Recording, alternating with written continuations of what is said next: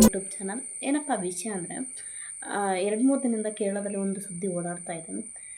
Almost ನಿಮ್ಮೆಲ್ಲರಿಗೂ ಗೊತ್ತಿರುತ್ತೆ, social ಮೀಡ್ಯಾದಲ್ಲಿ ಫುಲ್ ಸ್ಪ್ರೆಡ್. ವಿಷಯ ಏನಂದರೆ, ಕೇರಳದ ಮೋಸ್ಟ್ ಕಂಟೆಂಟ್ ಕಪ್ಪಲ್ಸ್ ಅಂತ ಹೆಸರಾಗಿದ್ದ ಖ್ಯಾತಿನ ಪಡ್ಕೊಂಡಿದ್ದಂತಹ ಅಖಿಲ್ NTR ಮತ್ತು ಮೇಘ ಅನ್ನೋ ಜೋಡಿ ಬಾಳಲ್ಲಿ ಬಿರುಕು ಬಂದಿದೆ. ಬಿರುಕಲ್ಲ, ಅದು ಅವ್ರ ಜೀವನನೇ ಬೀದಿಗೆ ಬಂದು ಬಿದ್ದುಬಿಟ್ಟಿದೆ. ಅಂಥ ಕೆಲಸ ಮಾಡಿದ್ದಾರೆ ಅವ್ರ ವೈಫ್. ಏನಪ್ಪ ಅಂದರೆ, ಮೇಘ ಅನ್ನೋಳು ಬಸ್ ಡ್ರೈವರ್ ಜೊತೆ ಸ್ಕ್ರೀನ್ ಮೇಲೆ ಏನು ತೋರಿಸ್ತಾ ಇದ್ದೀನಿ ಆ ವಿಡಿಯೋ ಒಂದ್ಸರಿ ನೋಡ್ಕೊಂಡು ಬನ್ನಿ. ಹಂಗೆ ಅವಳು 22ನೇ ತಾರೀಕು 10:10ವರೆಯಲ್ಲೇನೋ ಹೋಗಿರೋದು, ಬಸ್ ಡ್ರೈವರ್ ಜೊತೆ ಓಡೋಗಿರೋದು. ಅವಳ ಗಂಡ ಅಖಿಲ್ ಅನ್ನೋನಿಗೆ ಎಲ್ಲ ಪ್ರತಿಯೊಂದು ಅವನ ಹತ್ರ ಇದೆ. ಬಂಚ್ ಕಾರ್ ಇದೆ, ಬೇಕಾದಷ್ಟು ದುಡ್ಡಿದೆ, ಫೇಮಸ್ ಆ್ಯಕ್ಟ್ರ್ ಬೇರೆ, ದೊಡ್ಡ ಕಾಂಟೆಂಟ್ ಕ್ರಿಯೇಟರು. ಅವ್ರು ಎಷ್ಟು ಕಷ್ಟಪಟ್ಟಿರ್ತಾರೆ, 10-20 ವರ್ಷದಿಂದ ಎಷ್ಟು ಕಷ್ಟಪಟ್ಟಿರ್ತಾರೆ. ಇಷ್ಟೆಲ್ಲ ಸಾಧನೆ ಮಾಡಬೇಕು, ಒಂದು ಲೆವೆಲಿಗೆ ಬರಬೇಕು ಅಂದ್ರೆ ಅವ್ರು ಎಷ್ಟು ಕಷ್ಟಪಟ್ಟಿರ್ತಾರೆ.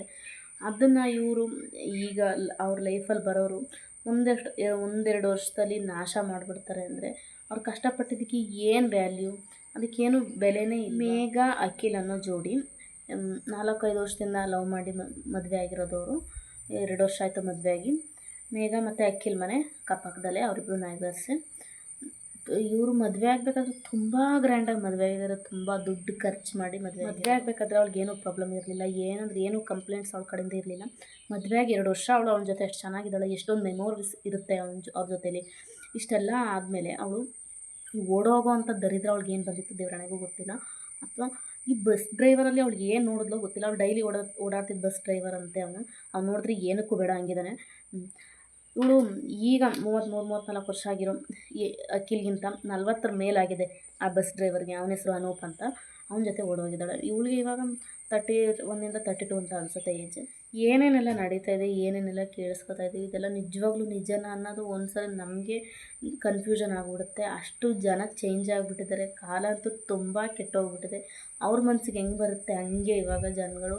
ಅವಳು ಮಾಡೋದು ಅಂಥ ಕಚರ ಕಂತ್ರಿ ಕೆಲಸಕ್ಕೆ ಹೆಣ್ಣು ಕುಲಕ್ಕೆ ಅವಮಾನ. ಎಲ್ಲರೂ ಮೆನ್ಷನ್ ಮಾಡೋದು ಹೆಣ್ಮಕ್ಳಂಗೆ. ಅಷ್ಟೆಲ್ಲ ಆದಮೇಲೆ ಅವಳನ್ನ ಮತ್ತು ಆ ಬಸ್ ಡ್ರೈವರ್ನ ಪೊಲೀಸ್ ಸ್ಟೇಷನಲ್ಲಿ ಕರೆಸಿ ಎಲ್ಲ ಕೇಳಿದ್ಮೇಲೆ ಅವಳು ಹೇಳಿರೋದು ಹೇಳಿಕೆ ಏನು ಅಂದಮೇಲೆ, ಅವನಿಗೆ ಬೇರೆ ಹುಡುಗಿರ ಜೊತೆ, ತುಂಬ ಹೆಂಗಸ್ರ ಜೊತೆ ಅಫೇರ್ ಇದೆ, ಅದಕ್ಕೆ ನಾನು ಅವನ್ನ ಬಿಟ್ಟು ಬಂದೆ, ನನಗೆ ಅವನ ಜೊತೆ ಬಾಳೋಕ್ಕಾಗಲ್ಲ ಅಂತ ಹೇಳಿದ್ಲಂತೆ. ಹಾಗಾದರೆ ಇವಳು ಮಾಡಿದ ಕೆಲಸ ಏನು? ಇವಳು ಮಾಡಿದ್ದು ಅಫೇರೇ ತಾನೇ, ಅದನ್ನ ಮಾಡ್ಕೊಂಡೆ ತಾನೇ ಇವಾಗ ಹೋಗಿರೋದು. ಅವನೇನೋ ಮಾಡ್ದ ಅಂತ ಇವಳು ಅದನ್ನೇ ಮಾಡಿದ್ರೆ ಗಂಡ ಹೆಂಡತಿ ಸಂಬಂಧಕ್ಕೆ ಏನು ಬೆಲೆ? ಈಗಿನ ಜನ್ರೇಷನ್ದಂತೂ ಗಂಡ ಹೆಂಡತಿ ಸಂಬಂಧಕ್ಕೆ ವ್ಯಾಲ್ಯೂನೇ ಇಲ್ಲ ಅನ್ನೋಂಗೆ ಆಗ್ಬಿಟ್ಟಿದೆ. ನನಗಿಷ್ಟ ಬಂದರೆ ಇರ್ತೀನಿ, ಕಷ್ಟ ಆದರೆ ಹೋಗ್ತೀನಿ ಅನ್ನೋ ರೀತಿ ಆಗ್ಬಿಟ್ಟಿದೆ. ಅವ್ರ ಮನಸ್ಸಿಗೆ ಏನೇನು ಅನಿಸುತ್ತೆ ಹಂಗೆ ಮಾಡ್ತಾರೆ. ಈಗ ಅನ್ನೋಳಿಗೆ ಏನು ದರಿದ್ರ ಬಂದಿತ್ತೋ ಗೊತ್ತಿಲ್ಲ.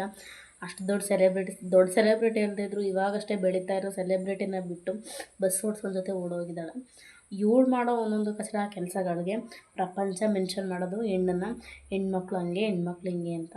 ಅವಳೋ ಮಾಡೋ ಇದಕ್ಕೆ ಎಲ್ಲರೂ ಹೆಣ್ಕುಲಕ್ಕೆ ಅವಮಾನ. ಇಲ್ಲಿ ಅವಳಿಗೆ ಅಷ್ಟು ಹುಚ್ಚು, ಅಷ್ಟು ಪ್ರೀತಿ ಉಕ್ಕರ್ದಿದ್ರೆ ಅವಳು ಕಾನೂನುಬದ್ಧವಾಗಿ ಅವನಿಗೆ, ಅಖಿಲ್ ಅನ್ನೋನಿಗೆ ವಿಷಯ ಹೇಳಿ ಅಥವಾ ಅದನ್ನ ಅರ್ಥ ಮಾಡಿಸಿ, ನನಗೆ ನಿನ್ನ ಜೊತೆ ಬಾಳೋಕ್ಕಾಯ್ತಾ ಇಲ್ಲ, ಇರೋಕ್ಕಾಯ್ತಾ ಇಲ್ಲ ಅಂತ ಹೇಳಿ ವಿಷಯನ ಅರ್ಥ ಮಾಡಿಸಿ ಡೈವರ್ಸ್ ಕೊಟ್ಟು ಕಾನೂನುಬದ್ಧವಾಗಿ ಅವನ ಜೊತೆ ಹೋಗ್ಬೋದಾಗಿತ್ತು. ಅದನ್ನು ಯಾರ ಕೈಯಿಂದನೂ ತಡೆಯೋಕ್ಕಾಗ್ತಾ ಇರಲಿಲ್ಲ. ಆ ಕೆಲಸ ಮಾಡಿದೆ ಇವಳು.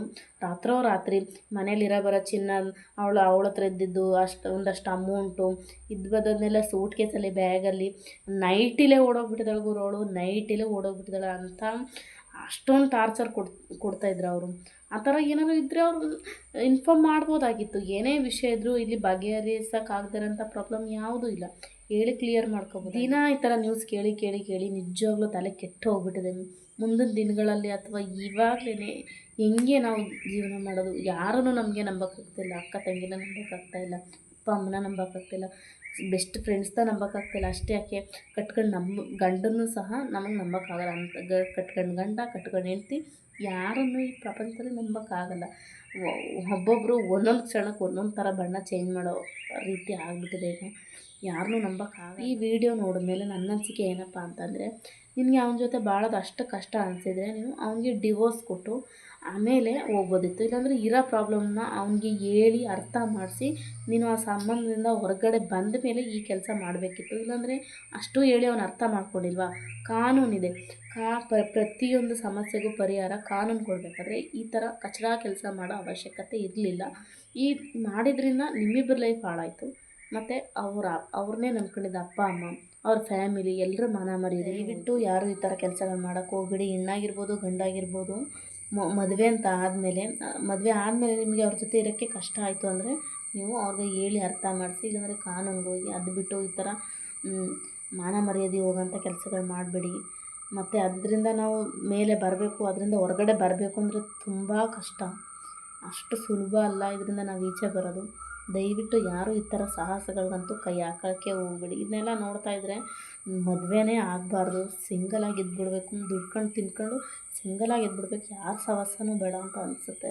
ನಿಜ ಅಲ್ವಾ? ನಿಮಗೆ ನಾನು ಹೇಳಿದ್ರಲ್ಲಿ ಏನಾದರೂ ನಿಜ ಅನಿಸಿದ್ರೆ ಕಮೆಂಟ್ ಮಾಡಿ, ಮತ್ತು ಈ ವಿಡಿಯೋನ ಆಲ್ಮೋಸ್ಟ್ ಎಲ್ಲ ಕಡೆ ಶೇರ್ ಮಾಡಿ. ಥ್ಯಾಂಕ್ಸ್.